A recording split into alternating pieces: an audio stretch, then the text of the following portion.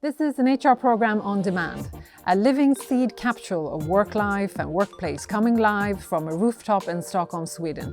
It's me, Ann-Marie Andrich, and me, Katarina Berg. A vodcast, if you like, on HR, straight across the counter.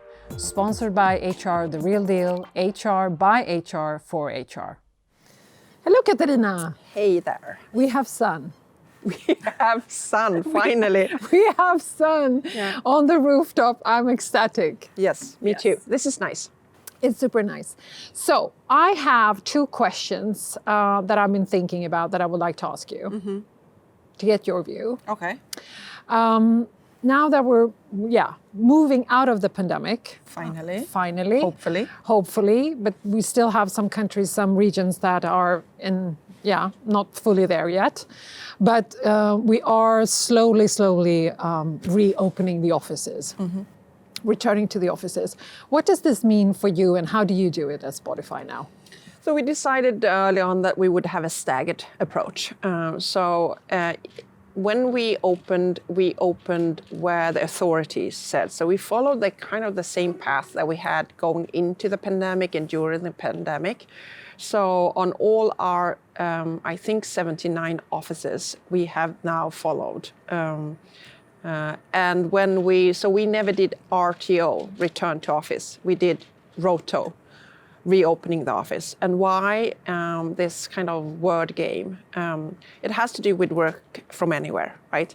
So when you say for us, return to office, it means like we think that everybody should come in. We don't think that.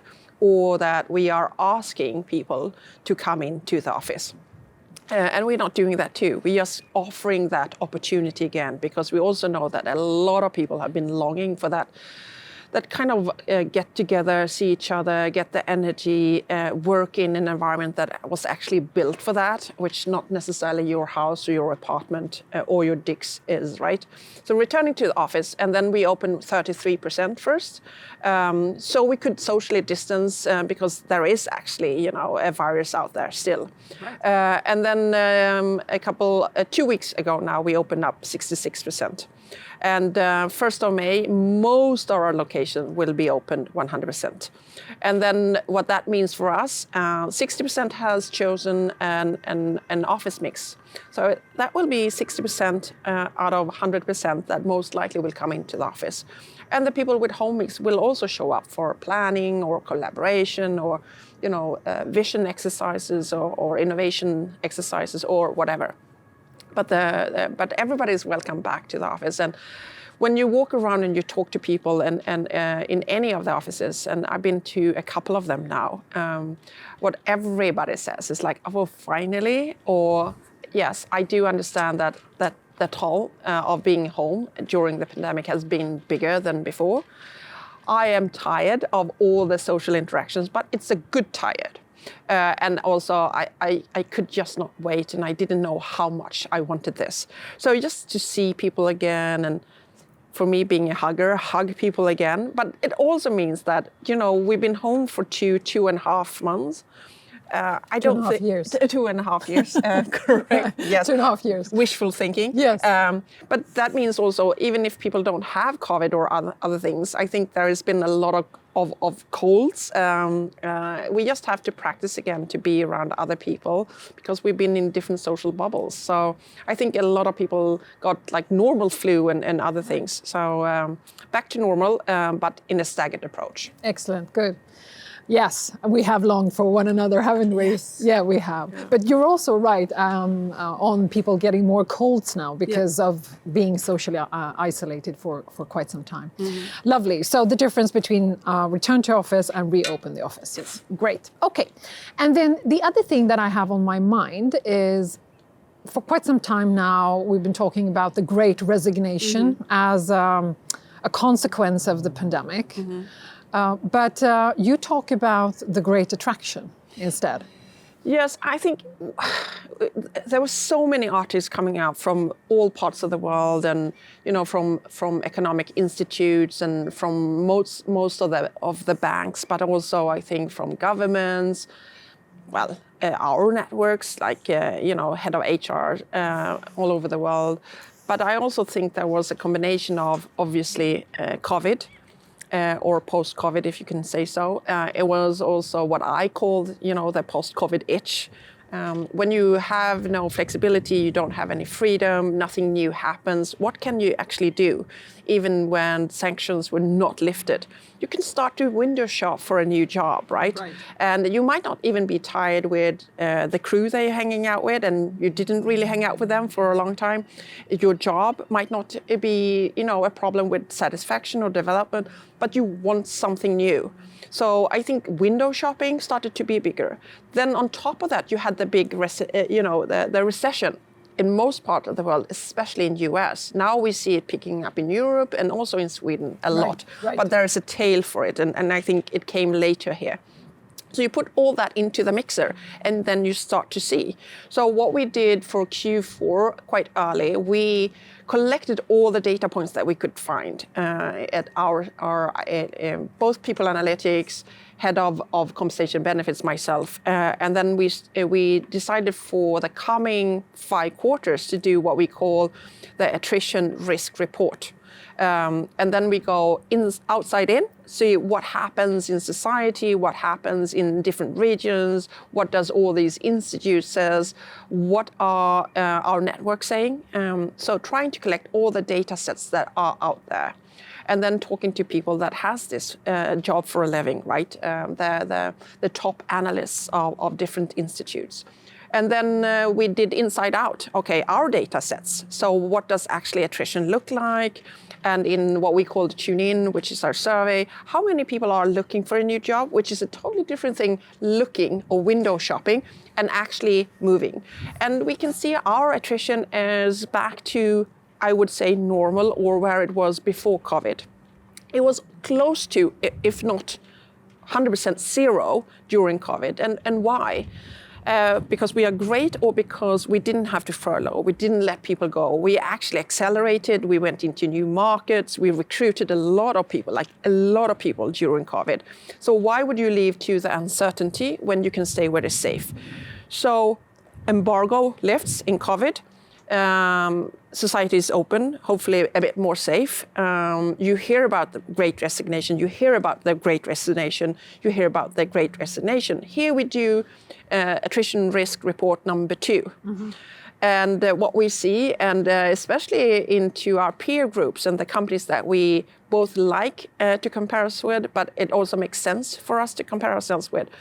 Our attrition, again, is lower. It's actually flattened out. So the people that have that itch, right? I need to move, or it's time to move. And now when I think I can move and I can also evaluate where I'm going, it's back to like for like where we were before. But right. Company also grown from 5,000 to 8,000 during COVID, or actually those numbers are not accurate. We've grown more. More people are leaving. Then if you are in HR, obviously you have to look into also, is it forced or is it voluntary? Right? Because if you're also a good employer, you might not force, right, people to leave when it's uncertainty and it could be hard for them to find a new job. Right. But now, right, it would be strange to say that we would have 0 people that are not performing or should maybe thrive somewhere else. And I think these are the things that sometimes we don't talk about in HR. So if you put, again, all that into the mixer, what we have come to the conclusion, if you want to do it very short and snappy, it is if you have your EVP where it should be, and if your employer brand is where it should be, and if you have succeeded of telling your story, and it's not only storytelling, right? It's story doing. Attrition should not be super high. And some attrition is also natural and healthy. Good and very, very healthy. And then if people don't go in and buy into the psychology, it's more about the great upgrade for people, which I also think is good. You have to be true to yourself when it comes to where do I want to work, where can I develop, where can I grow. And I think you should also put some of the pressure internally where you are and say, hey, here I am, I've done all this.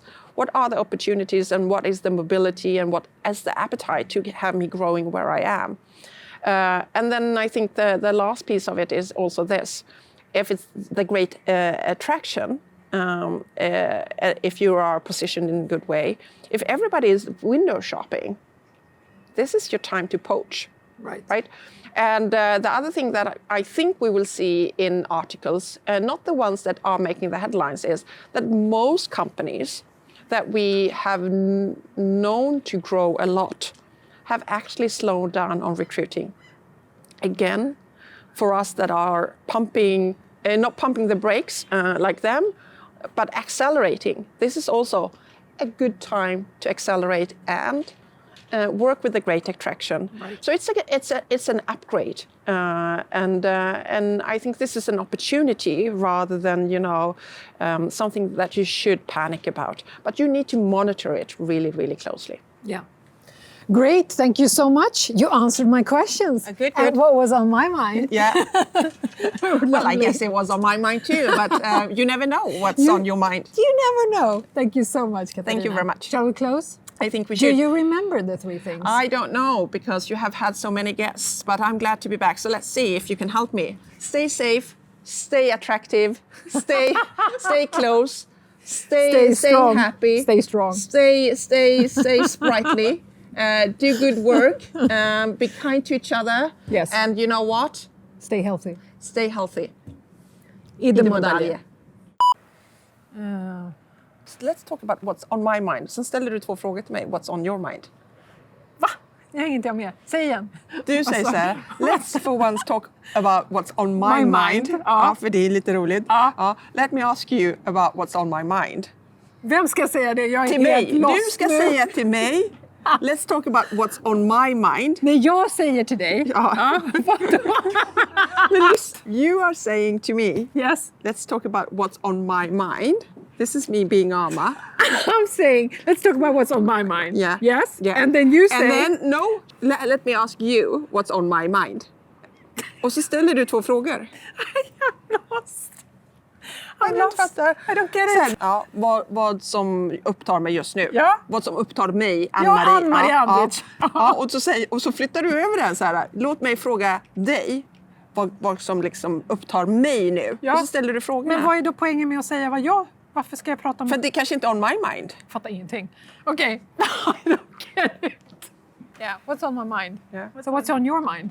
No, but that's not the question. You are asking me what's on your mind.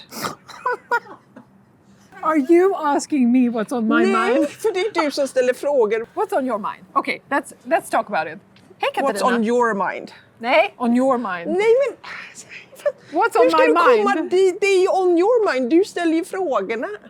Yeah, now I get it. Now I get it, sorry. I got it now. It's too confusing. Yes. Yeah, okay, let's go. Fattar ingenting.